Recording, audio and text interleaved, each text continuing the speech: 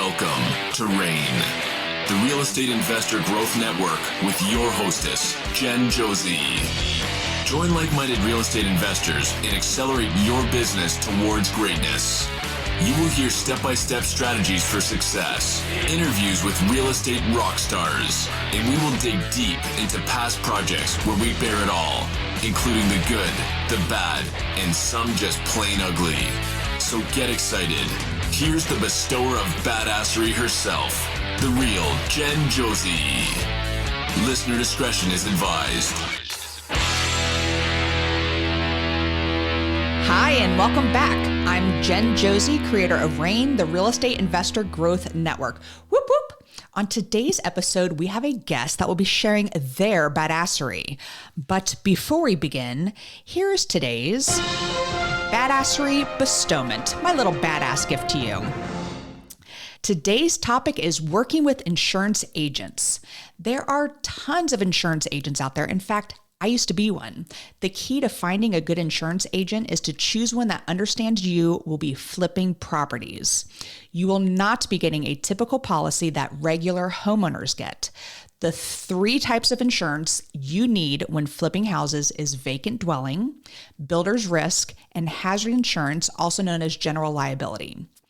To find a great insurance agent, be sure to ask other investors in your area.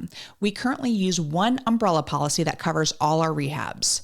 Once that was established, we simply submit the address of our newly acquired property and it's added to our policy.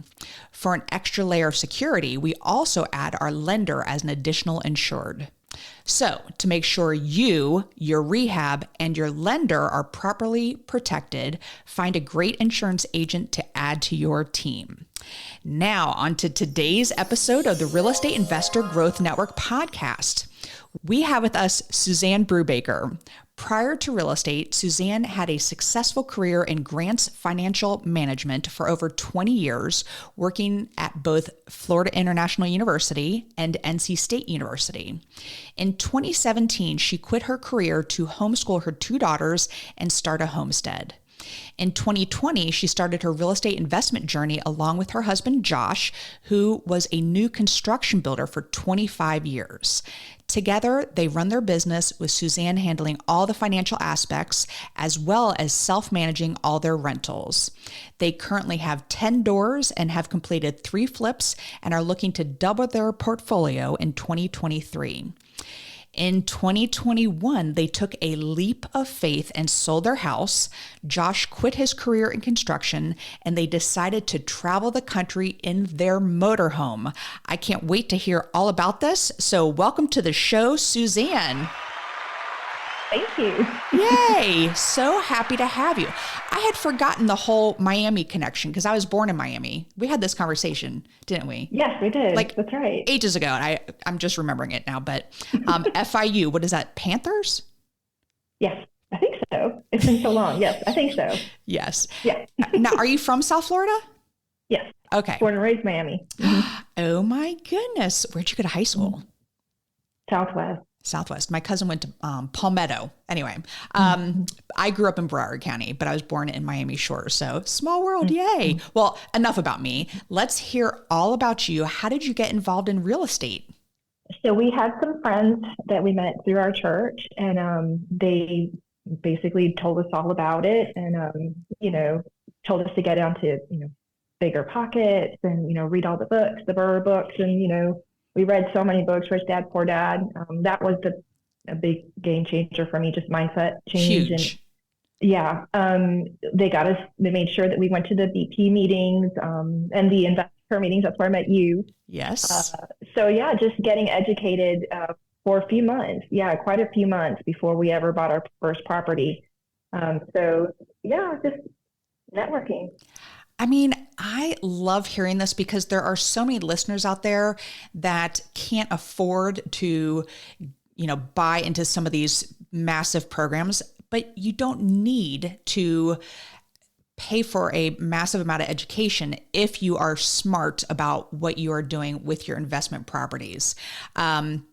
Now, I do coach for a national program, and I'm a big believer in it. I personally would have never started my career without having, all that education background there and having coaches keeping me, on top of things, etc. But I do think it's fantastic. And yes, anybody can get into this industry, and you are just a prime example of it. And I think it is so cool you're traveling the country in your motorhome right now. That is amazing. So we're gonna get into that, but I want to hear how you got started without money invested in these properties, or with very little money. Is that true? Yes, it is. Okay. Okay. So, hearing about doing a HELOC, we did have an opportunity to get a HELOC. And a HELOC, by the way, is a home equity line of credit, and you can just borrow against the equity in your home. So sorry, keep going. That's right. I'm sorry. No worries. So we were going to go down that road, but like I said, we were reading all the books. I lost count of how many books we've read, and just going to the networking meetings and talking to people that were good at what real estate is all about. The kind of real estate that we needed to do, because we don't come from wealthy families, nor just your average, couple that worked 9-to-5 jobs. Well, we worked a lot more than 9-to-5, but, W-2 jobs. Basically, we went to, this is how it transitioned from the HELOC. We were going to do a HELOC. It took some time to get that, to get the right amount. We had to try twice. It's kind of a long story, but at the end of the day, we had gone to a networking meeting, and we had invited someone who we had talked to, just like we were talked to. We had talked to somebody else that we knew through our homeschool co-op, what we're doing. And he's like, I'm kind of interested. We invited him to the networking meeting, and he ended up showing up, and, was talking to him, and he wanted to start his own investing career. But in talking with me, he said something that kind of blew my mind. He stopped and he said, you know what?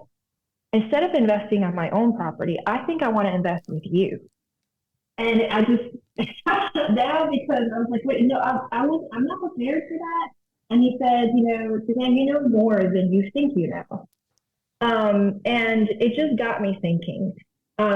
We had planned to not tell anyone that what we were doing, because it was very different than everyone else. We really didn't know anyone else that was doing investments like this.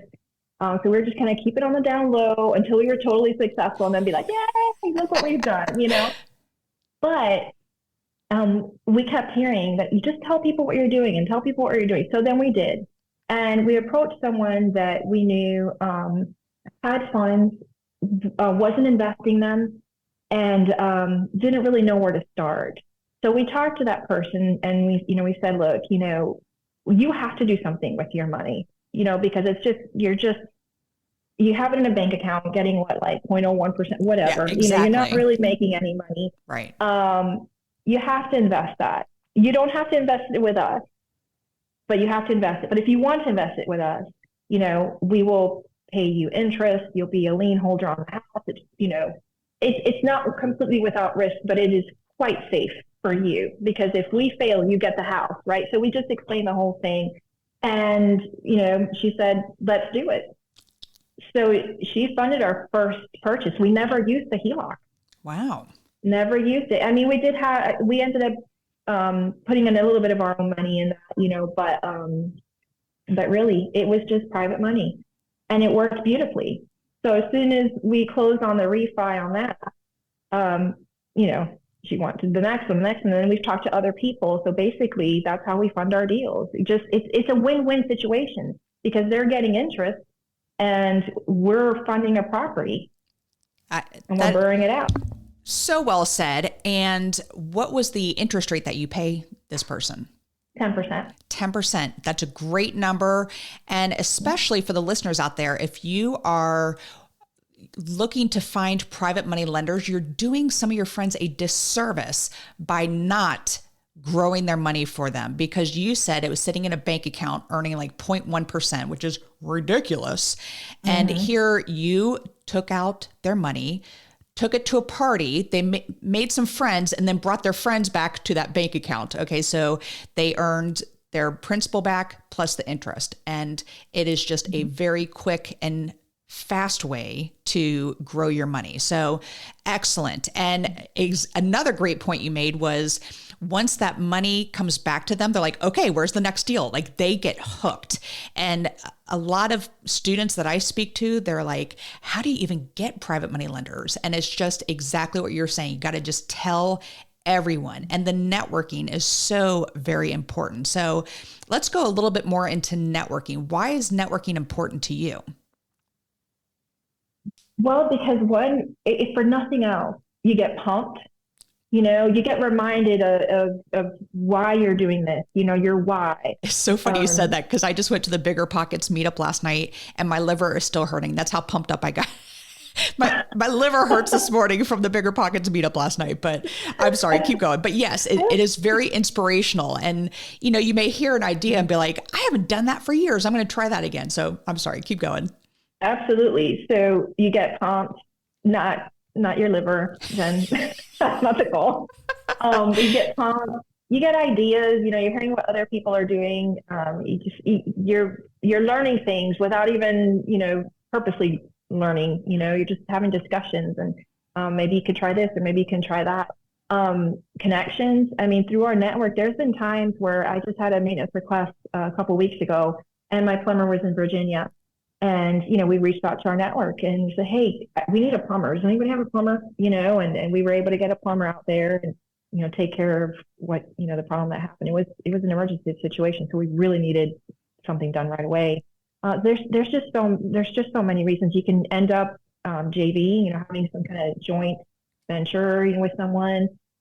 There's just so many opportunities. You just never know. And even when you go to one of these meetings, you might walk out like, oh, well, I kind of wasted my time, but you didn't because you're still making connections that you never know when that's going to come into play later or where you can be there for someone, encourage someone. There's so many great reasons to network. It is hard to do when you're traveling, though. I bet. Do you ever go to, when you're just traveling, you're in Orlando right now. By the way, I went to UCF. Go Knights. Yes, I would like a large gray University of Central Florida t-shirt if you happen to come across one. I'm just kidding. So do you ever just pop in on other ones across the country, other networking events? So, no, we don't usually stay in an area long enough to be able to find out what's happening there. There was an area in Florida because we do spend our winters here. We hide from winter because, remember where I'm from, right? My husband's from Ohio, so he doesn't need to hide from winter. We're in Florida because of me. But, we spend a lot of our winters here. Do still have family down here. So we actually started a Bigger Pockets group, but we had to leave it. We had to leave it in the hands of a very capable person. So we'll pop into that one when we can. But again, it's around here, it's Central Florida, but we like to be on the coast, and in the Keys. So we don't always stay in this area. But when we do, we do try to keep in touch with him.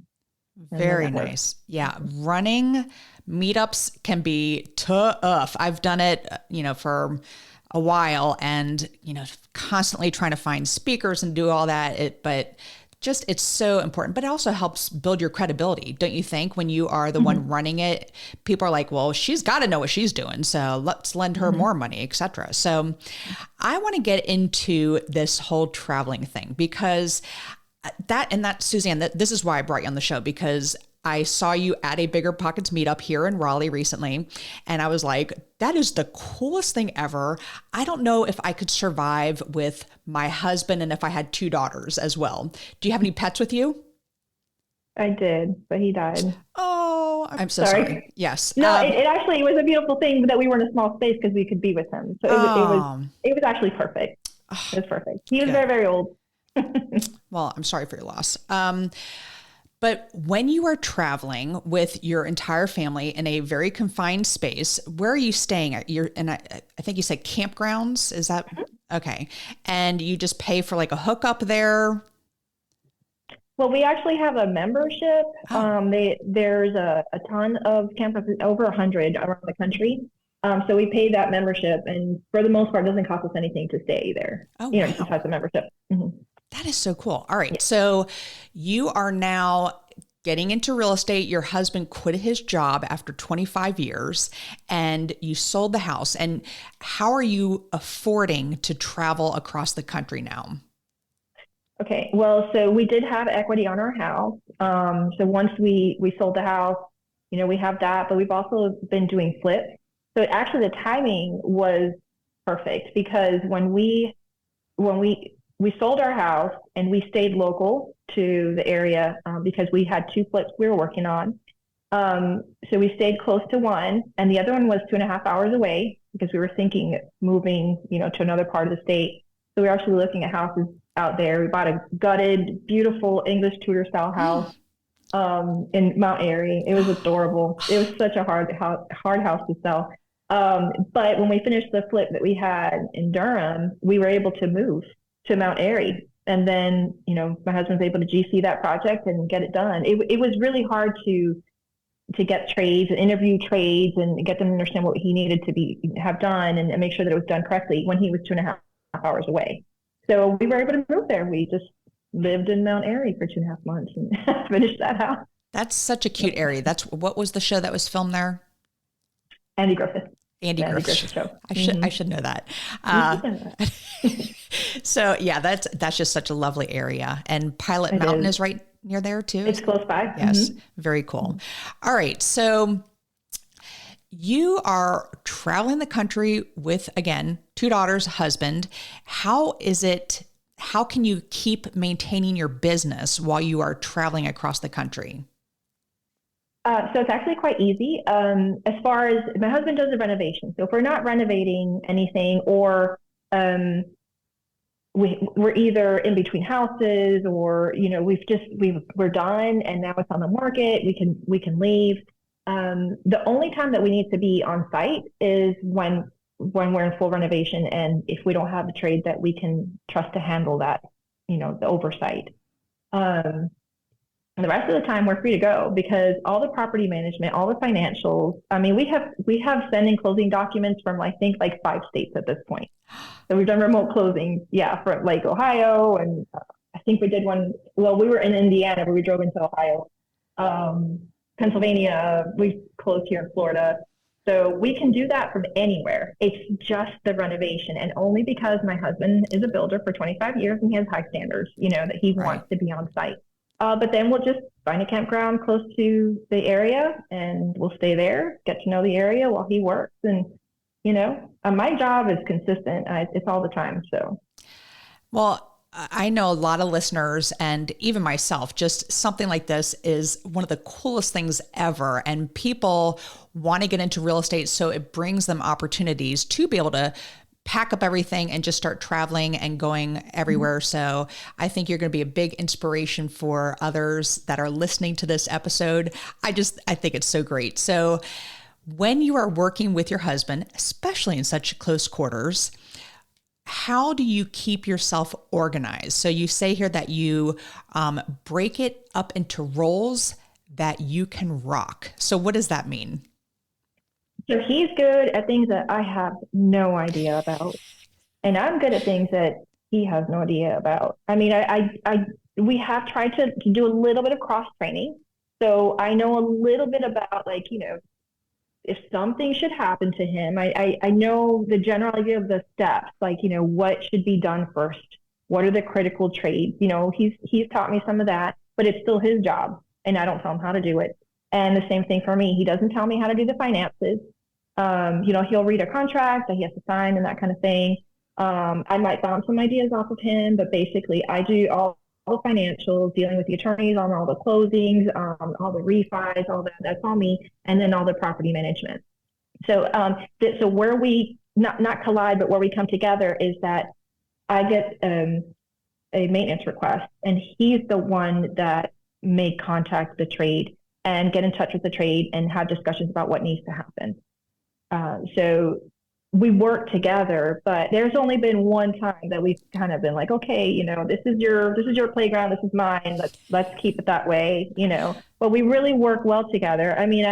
I was concerned, especially living in a small space. We had a house, and then now we have 300 square feet, and now we have 2 kids and my dog that I had, and but it's actually been great because it kind of forces you outside. It forces you to just enjoy the area. So just like everybody else, we work, I work almost every day, at least every weekday. But the fun thing is when I'm done with work, my scenery changed. So I go out there and we get to explore different areas. Some days I'll wake up and I won't know what state we are, but that's okay. It's still fun. It's just, scenery changes all the time. Well, but the nice thing too is that it's helped us to be able to. Florida is a large state, and we do want to expand into Florida. But it gives us time and ability to get into these different communities and see which one we want to expand into, because we are still quite new to this, and we're not going to just take huge risks. Everything is a risk, but we're not going to take huge risks. So it gives us the ability to get into communities, drive for dollars basically, or drive for getting familiar with an area to see if that's an area we want to invest in. So we're working on that slowly. One day we will tap into Florida, but just not yet. So traveling really helps with that. Well, going back to the whole partnership and being in close quarters, 300 square feet, oh my goodness. One of the big things that for my husband and I, when we're working together, is determining roles and who's going to be in what role. But really what was important is to stay in your own lane once that role is determined. And we did have a bump, a collision recently where before I used to do all the project management, and to get a new dumpster, all you got to do is text the guy and there would be a swap out within probably 3 hours if it was early enough in the day, which is great. So the contractors are at these projects. I started coaching. So Vance started taking over a lot of the project management.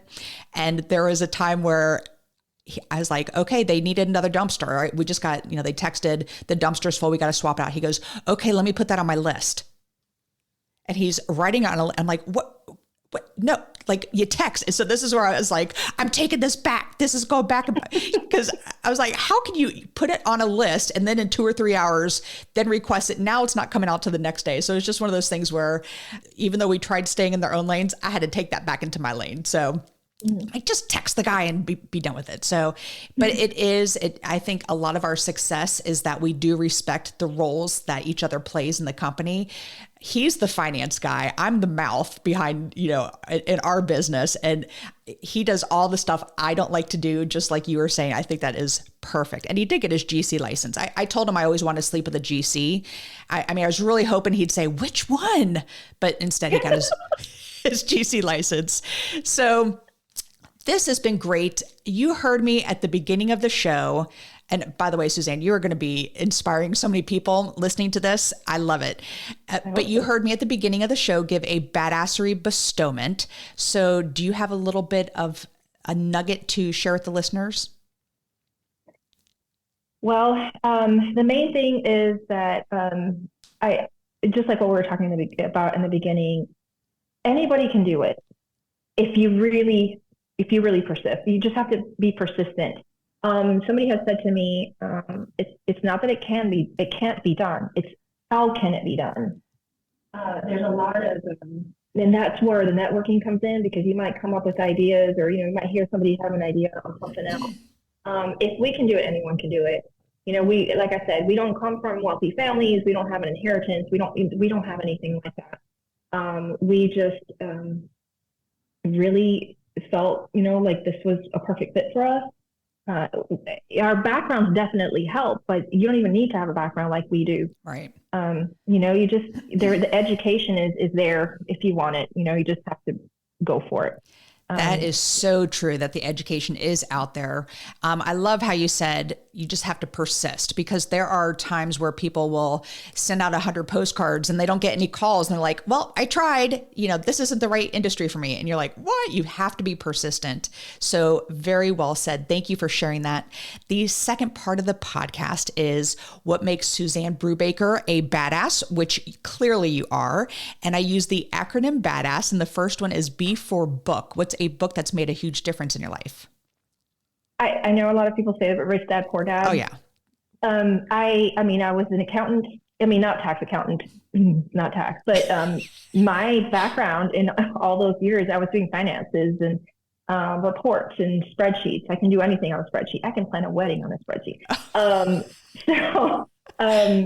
it's hard for me to think out of the box. So the way that he explains things in that book just really opened my mind up to a whole lot of things that I would have never thought of. It was so funny because when I first heard of Rich Dad, Poor Dad, I really thought it was a parenting book. And I don't have any kids. Yes, it sounds like it. Yeah. And I was like, I'm not reading a parenting book. Where are all these investors talking about this book? But yeah, so Robert Kiyosaki wrote Rich Dad, Poor Dad, and it truly has inspired many, many of people I've interviewed on this podcast.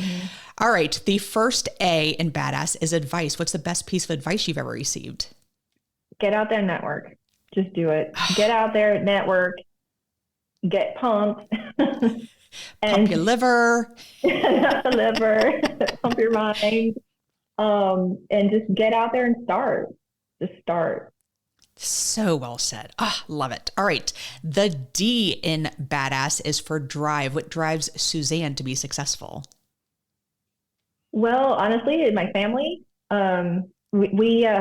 we need to survive. We took a huge leap here, both having quit our jobs. But our family, we want to leave something for the kids, working. I loved what I did and Josh did too. We both loved our jobs, but we wanted to leave something for the kids, I mean, working a W-2 job is great. I mean, there's definitely a place for that. But you end up kind of ending in this rut of, just the rat race and not really, you're just basically surviving. You're not thriving. And we want to get to a point where we can thrive and then pass that down to the kids and show the kids that they saw us go from not knowing to knowing. I mean, of course, we're by no means experts. We're still new, but they're watching us do this and build something out of nothing. I mean, there was no business, now there's a business. There were no tenants and now there's tenants. So just creating something. I think that's fantastic. What is your end goal with this trip, by the way? Are you just going to keep going, or are you going to find the perfect place and land there, or how's that going to work? Well, we would like to eventually have, a home base, but I don't know. It's so fun to not have to mow. I mean, we really, there's not really anything we take care of. We'll take the bus into our maintenance and they'll fix things and then we'll keep going. So I don't know. We would like to have somewhere to call home permanent. We don't have anything right now. But we don't see an end in sight. Very good. We'd like to keep doing it even when we have a home base. And how old are your girls? 8 and 11. Oh, goodness. I used to teach middle school, so that 11 to 13, those are some fun years.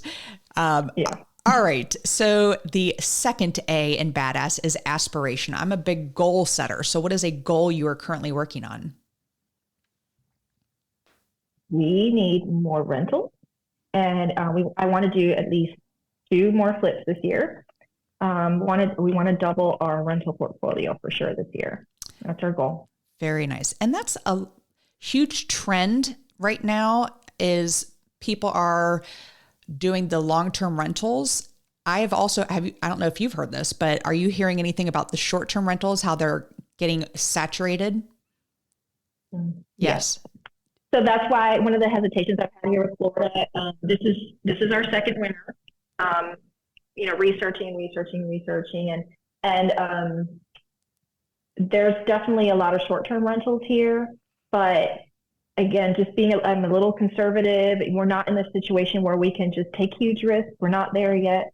I don't know. I don't want to go there yet, because what's to say that if I get an Airbnb or, whatever, VRBO in a certain location, and then there's a bunch of, other ones that come up after me. So I may have a great rental history for some time and then have a bunch of competition. And then you keep having to stay ahead of the competition. So we're just not there in our career yet. We're just not there. I hear you loud and clear. And yes, it is just up and down. And right now we have a cabin outside of Boone, which is a little cash cow, but then we have 4 here in downtown Raleigh, and it's been tough getting them up and running and getting renters in there. So super smart that you are focused on the long-term rentals. And I think a lot of people are focusing on that. I'm focusing on that as well.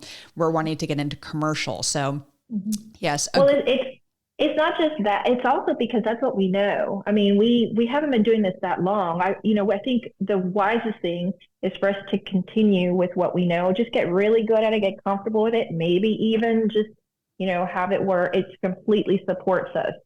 And then start venturing out. That's just me. That's just us, how we're rolling. Very well said. Very well said. All right. The first S in badass is for systems. What systems do you have in place to help you achieve success? So we do have meetings, even though we're married. We do every time, basically after all flips and even after all burring, any buy and holds that we keep. We talk about what do we want to start doing, having, been through this experience, what do we want to stop doing, what do we want to continue. It's not my invention, that came from a book. So we just meet, and we actually do have business meetings to talk about these things. And we have a babysitter, and we go out, and I take my computer. It's kind of dorky, but we sit there and we actually talk about what we learned from that and how we want to move forward. How often do you meet? And then the separation of roles, definitely. It's not very, we don't do it like on any kind of schedule. It's usually after, a big, push on work. So a lot of renovations, getting all these bills done. Okay, after we've done all these renovations and now we have renters in there, we're good. Then we talk about, okay, we had a little bit of mishap and, which bills to pay, so how can we do this better? That kind of thing. So it's basically as needed. Gotcha. And we do weekly meetings, which a lot of people, when you share a toothbrush holder with your spouse, a lot of times people forego meeting, and we try to touch on everything, every aspect of our business just quickly. We do Sundays at 5 p.m. and we just sit with our computers. We have a spreadsheet. Does that excite you? We use a spreadsheet for ours. Oh, yeah. So we have a spreadsheet and we just kind of go through, update on our projects. And there's so many times where we're going, gosh, I didn't realize we're already here on this project, or we need to be here on this project. So even though you share that toothbrush holder, it is so important to make time for each other to really make sure you're touching all points on your business. So absolutely. So glad you brought that up. And clearly that's why you guys are having as much success as you are. So leading into that, to wrap this up, the final S in badass is success. What does success mean to you? Financial freedom, in our case, to travel. It's just the freedom. That's what we'd like to do. We want to be free to travel when we want, and meet people, and just encourage people along the way. And that would be amazing if we can get there. Well, the sky is the limit for you, Suzanne. I've always been so impressed with you. I can't believe you've only been doing this just over 2 years, which is crazy because, I met you and I was like, oh my gosh, she's awesome. This is so cool. They are doing this. They've packed up everything and they are living their dream. So honored to call you friend, Suzanne. And thank you for being on the show today. Thank you for having me. Yay. All right. And that is all. Thank you for listening. We will catch you on the next episode. Now go out there and share your badassery. And don't forget, make it a great day. Take care. Bye-bye. Whoop, whoop. Thank you for listening to REIN, the Real Estate Investor Growth Network. Be sure to subscribe on your favorite podcasting platform so you never miss an episode. If you need more badassery, you can follow Jen Josie by visiting therealjenjosie.com or become a member of REIN by registering on REINmastermind.com.